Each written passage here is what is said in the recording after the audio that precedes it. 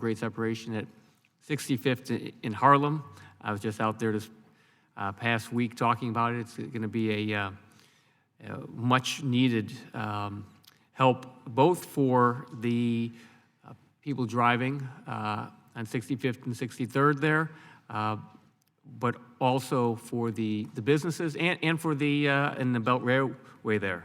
So I wanted to ask, what are some recommendations that you have for what Congress can do to help advance these projects, such as this? Certainly, and I think a starting point is Can you pull your microphone closer? The starting point would be the effort you took during the last FAST Act to ensure that grants for grade separations would be eligible under CREATE. So that was a huge first step in advancing a lot of grade separation projects. In addition, we support what Mr. Jeffries outlined, full funding of Section 130, and increasing funding through that would be helpful to enable additional funds to go toward grade separation program projects. We would support increasing the incentive payments for grade crossing enclosures from the current cap of $7,500 upwards up to $100,000, and then expanding the flexibility by eliminating the arbitrary 50% cap on spending for hazard elimination projects. Those three would be good, but ensuring that CREATE still has access to grants for grade separation projects. And Mr. Jeffries, so just to be clear, so this is also something that the railroads want and find helpful, correct? Grade separations? Oh, absolutely. And that's certainly a huge part of CREATE over the next several years, as you know as well.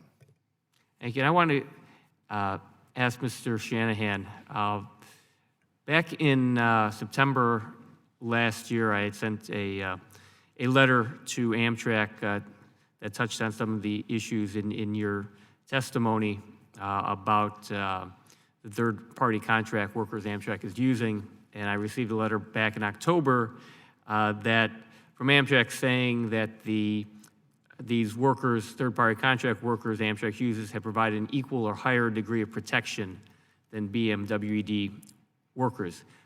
Why do you say that is not the case?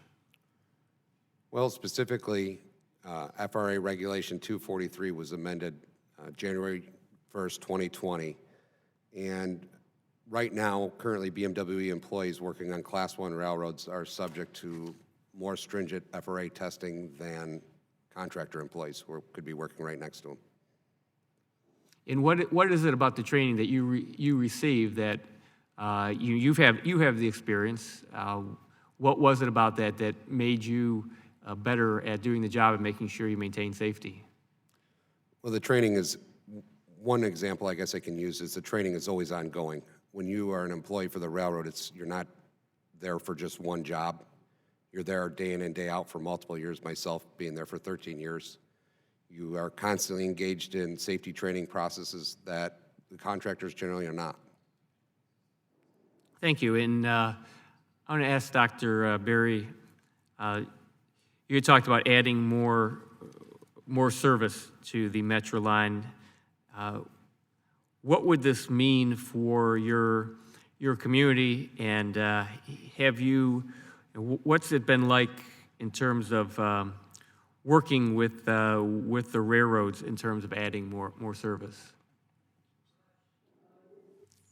Is the microphone on? Thank you. Sorry. Our train line has the worst service, I would say, on the weekends of the entire regional area. We have absolutely no Sunday service, no Saturday service that's really viable. There's, I think, 3 trains in, 3 trains out on Saturday. So if you want to go to an event with your family, you want to make sure you can get home, you need a variety of times. Most people find it easier, sadly, to just get in their gas-guzzling car, go down and add to the smog, the congestion, and, it's just not viable. Asking for more service, it's a chicken and egg issue a little bit. They say, well, look at your ridership on Saturday. Why should we add more? You don't have enough, and you want more. You always want more. Other lines in the same system, have dozens of weekend trains. And so it really holds our community back in terms of property values, in terms of what we can do. The economic development around our train station is nice, but it could be so much more than it is. And that lack of funding is the primary thing. And it would just mean a lot to our community. We feel like the poor stepsister, everyone else gets the really fancy stuff, we get the scraps. And we are, again, if you look at the population growth, the fastest growing area in the state is serviced by the line. So it's kind of silly that we can't get the fastest growing service to correspond. You do have a very nice station, though, there, the Yes. Patriot Station there. Yes, and, yes, Patriot so- Station, yes. All right, my time has expired. I will now recognize Mr. Perry for 5 minutes. I thank the chairman.